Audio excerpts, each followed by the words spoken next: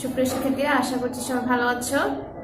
আজকে আমরা ষষ্ঠ শ্রেণীর অ্যাসাইনমেন্ট 3 নিয়ে হাজির হয়েছি। গত দুইটি অ্যাসাইনমেন্ট আশা করছি তোমরা সবাই করেছিলে। আজকে নতুন অ্যাসাইনমেন্ট দিয়েছে এই সপ্তাহের জন্য, অ্যাসাইনমেন্ট নাম্বার 3। সেখানে তোমাদের অধ্যায় 4, অধ্যায় 7 এবং অধ্যায় 8 নিয়ে আলোচনা করেছে। তো আমি আজকে তোমাদের অধ্যায় 8-এ যে সৃজনশীলটা দিয়েছে, মানে তথ্য উপাত্ত থেকে যেটা দিয়েছে সেটা নিয়ে একটু আলোচনা করব। কারণ আগের চ্যাপ্টার, অন্য দুটি চ্যাপ্টার আমাদের মোটামুটি আলোচনা হয়েছে, বীজগণিত নিয়ে আমরা আলোচনা করেছিলাম, ঠিক আছে। তো এখান থেকে আজকে তথ্য উপাত্ত নিয়ে একটু আলোচনা করব। দেখো, আমি প্রশ্নটা লিখে দিয়েছি। প্রশ্নে বলেছে একজন শিক্ষার্থী 40 থেকে 60 পর্যন্ত সংখ্যাগুলোর মধ্যে নিম্নের সংখ্যাগুলো লিখলো, মানে এই সংখ্যাগুলো লিখেছে। তো প্রথম প্রশ্ন বলেছে উপাত্তগুলোকে বিন্যস্ত করো, দ্বিতীয় প্রশ্ন বলেছে উপাত্তগুলো গড় নির্ণয় করো, এবং তৃতীয় প্রশ্নে বলেছে উপাত্তগুলোর মধ্যে মধ্যক ও প্রচুরক নির্ণয় করো। আমরা তথ্য উপাত্ত করেছিলাম, তারপরও হয়তো তেমন একটা ক্লাস এই চ্যাপ্টারটার উপরে হয়নি, সেজন্য আমি তোমাদেরকে আরেকটু বলছি, এই জন্য আজকে একটু আলোচনা করছি। উপাত্ত কোনগুলো আমি একটু বলি। উপাত্ত হচ্ছে যে নাম্বারগুলো দিয়েছে সেগুলোকে আমরা উপাত্ত বলি, আশা করছি তোমরা সবাই জানো। প্রথমে বলেছে উপাত্তগুলোকে বিন্যস্ত করা। এখানে কিন্তু উপাত্তগুলোকে সাজানো নেই, বিন্যস্ত করা মানে সাজানো, সাজিয়ে দেখাও, সাজিয়ে লিখো, ঠিক আছে।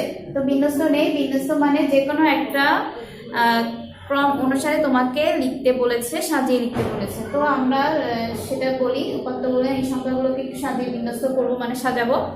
তো প্রথমে যে কাজটা হবে, কতে উপাত্তগুলোকে আমরা বিন্যস্ত করবো। তো বিন্যস্ত করবো আমরা সাধারণত মানে ঊর্ধ্বক্রম অনুসারে বিন্যস্ত করে থাকি, অথবা অর্ধক্রম অনুসারেও বিন্যস্ত করতে পারো, সেটা কোনো সমস্যা নেই। তো আমরা জেনারেলি ঊর্ধ্বক্রম অনুসারে সাজাই। তো ঊর্ধ্বক্রমটা হচ্ছে কি, ছোট থেকে বড়তে সাজাই, ঠিক আছে। তাহলে আমরা এই উপাত্তগুলোকে আগে ছোট থেকে বড়তে সাজাই, বিন্যস্ত করি। দেখো, পথে লিখি, তোমরা শুরু করো অথবা দেখো। উপাত্তগুলোকে মানের ঊর্ধ্বক্রম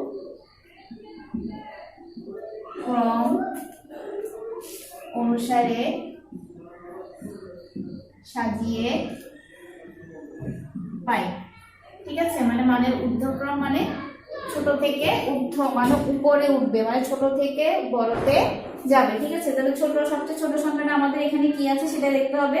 সবচেয়ে ছোট সংখ্যা হচ্ছে 42, তারপরে আসছে দেখো 43, তারপরে আসছে দেখো 45, আবার দেখো 45, আমরা 42 লিখেছি, 43 লিখেছি, 45 একটা লিখেছি, আরো দুটো 45 আছে, সেটাও বসে যাবে, ঠিক আছে। তারপর আছে 47, তারপর লিখো 47, তারপরে আছে 48 লিখে ফেললাম। তারপর আছে 49, তারপর আছে 50, 50, তারপরে আছে 58 এবং শেষেরটা হচ্ছে 60।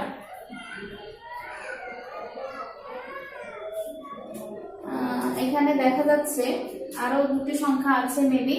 আচ্ছা, মাঝখানে একটি সংখ্যা চলে গেছে, 57 সংখ্যাটা লিখিনি, 57 আছে, দেখো তোমরা, এই যে 57, ঠিক আছে। তাহলে আমরা কি কি লিখেছি, 42 লিখেছি, 45 লিখেছি,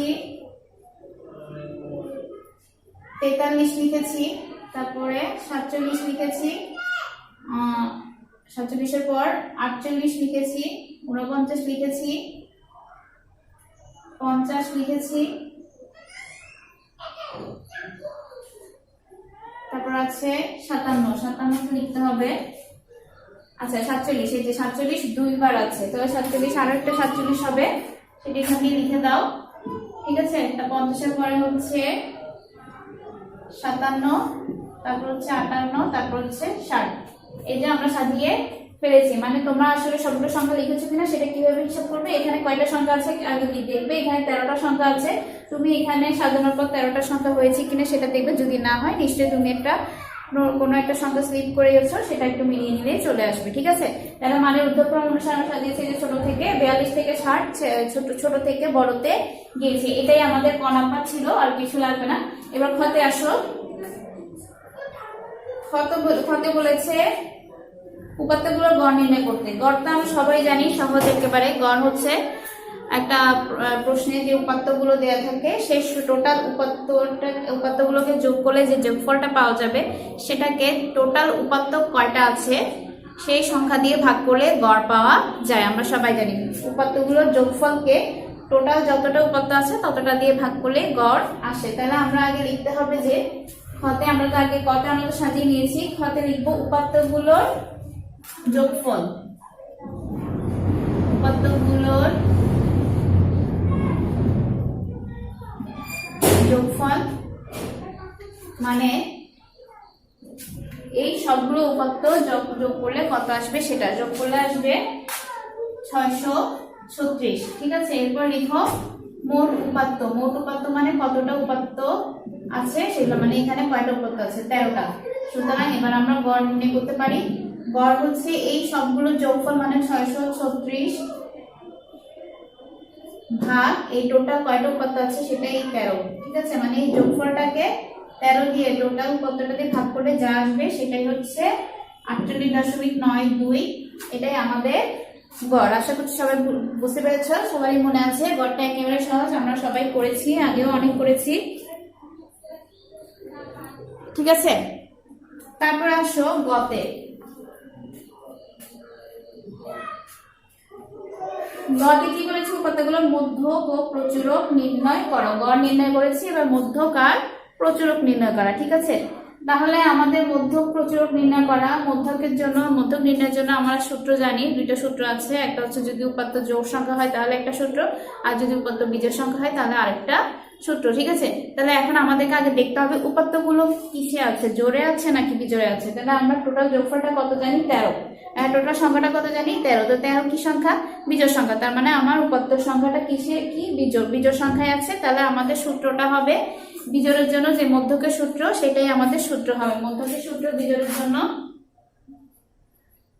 আমরা জানি মধ্যক সমান সমান n প্লাস 1/2 বিজোড় হলে, ঠিক আছে। তাহলে এখানে আমাদেরকে আগে জানতে হবে যখন বিজোড় সংখ্যা মানে উপাত্ত সংখ্যা যখন বিজোড় 13 এটা বিজোড় সংখ্যা, তখন আমাদের এই সূত্র নির্ণয়, মধ্যকের নির্ণয় সূত্র হচ্ছে এটা। এখন আমাদের জানতে হবে nটা কি। n হচ্ছে ওই যে উপাত্ত যে সংখ্যাটা সেটাকে n বলে। তাহলে এখানে আমরা লিখতে পারি এখানে n সমান কত, 13। সুতরাং এবার তুমি সূত্রে বসাও, মধ্যক নির্ণয় করো। মধ্যক সমান সমান n মানে 13, 13 প্লাস 1/2, 13 সাথে 1 যোগ করলে 14/2, ঠিক আছে। 14 কে 2 দিয়ে ভাগ করলে আসবে 7তম পদ, ঠিক আছে। মানে সপ্তম যে পদটা আছে সেটাই হচ্ছে কি মধ্যকের সপ্তম পদ। আমাকে এই যে এখানে ঊর্ধ্বক্রম অনুসারে সাজিয়েছিলাম সেখান থেকে সপ্তম মানে 7 নম্বরে যে পদটি আছে সেটাই হচ্ছে মধ্যক, আমাদের সেটাই লিখতে হবে। তাহলে 7 নম্বর পদ কোনটা, 1 2 3 4 5 6 7, এই যে 47 লিখেছি আরেকটা, সেটাই হচ্ছে 7তম পদ। তার মানে মধ্যক হচ্ছে কত, 47। আশা করছি সবাই বুঝতে পেরেছ। গড় হচ্ছে টোটাল যোগফলকে উপাত্ত সংখ্যা দিয়ে ভাগ করা।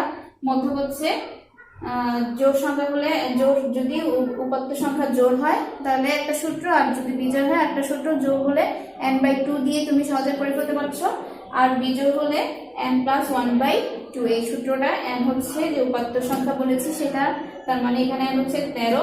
তাহলে 13 যোগ 1/2 সমান কত আসছে, সপ্তম। 7তম পদ মানে এখানে এই 7তম পদে যে সংখ্যাটা আছে সেই হবে তোমার মধ্যক। আশা করছি সবাই বুঝতে পেরেছ, ঠিক আছে। এবার আসো আমরা আরেকটা প্রশ্ন বলেছে গতে,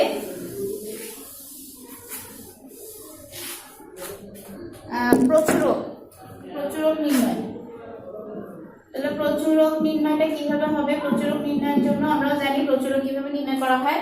প্রচুরক হচ্ছে এই যে উপাত্তগুলো দিয়েছে, এখানে যে 13টা উপাত্ত আছে, এই 13টা উপাত্তের মধ্যে সবচেয়ে বেশি যে সংখ্যাটা আছে সেই হবে প্রচুরক। ঠিক আছে, তাহলে আমরা দেখি সবচেয়ে বেশি কোন সংখ্যাটা আছে। দেখো 45 একবার, দুইবার, তিনবার আছে, আর কোন সংখ্যা কি এতবার আছে? নেই। তাহলে সর্বোচ্চ সংখ্যা হচ্ছে কত? 45। সুতরাং প্রচুরক কি হবে? 45। এটাই হচ্ছে আমাদের অ্যান্সার। আশা করছি তোমরা সবাই বুঝতে পেরেছো। এটাই আমাদের আজকে আলোচনা ছিল। আমি আরেকবার বলছি, দেখো তোমাদের যে তথ্য উপাত্তের যে সমস্যাগুলো আছে তার মধ্যে এগুলোই আসে, উপাত্তগুলোকে বিন্যস্ত করা আসে, গড়, মধ্য, প্রচুরক এগুলো নির্ণয় করা আসে। ঠিক আছে, তো উপাত্ত বিন্যস্ত মানে উপাত্তগুলো তোমাদেরকে এলোমেলো ভাবে দেওয়া থাকবে, তুমি সেটাকে একটা ফর্মে সাজিয়ে লিখবে, হয় ঊর্ধ্বক্রম অনুসারে সাজিয়ে লিখবে, নাহলে অধক্রম অনুসারে সাজিয়ে লিখবে। ঠিক আছে, তাহলে ঊর্ধ্বক্রম অনুসারে সাজানোটা সবসময় হয়ে থাকে, বেশি আমরা করে থাকি, তাহলে মানে ছোট থেকে বড়তে সাজানোটাই সুন্দর। তো আমরা ছোট থেকে বড় সাজিয়েছি, দেখো 42 থেকে 7 পর্যন্ত সিরিয়ালি সাজিয়ে গিয়েছি।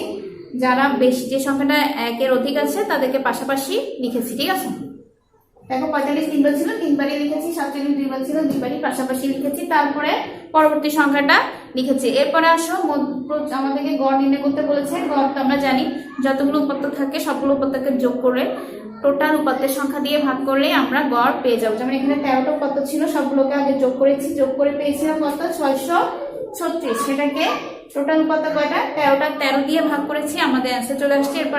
এরপর বলেছে মধ্যক আর প্রচুরক নির্ণয় করতে। মধ্যক আর প্রচুরক নির্ণয়ের জন্য, মধ্যক নির্ণয়ের জন্য সূত্র আছে দুটো। একটা হচ্ছে যদি উপাত্ত জোড় সংখ্যা হয় তাহলে একটা সূত্র, আর যদি বিজোড় সংখ্যা হয় তাহলে আরেকটা সূত্র।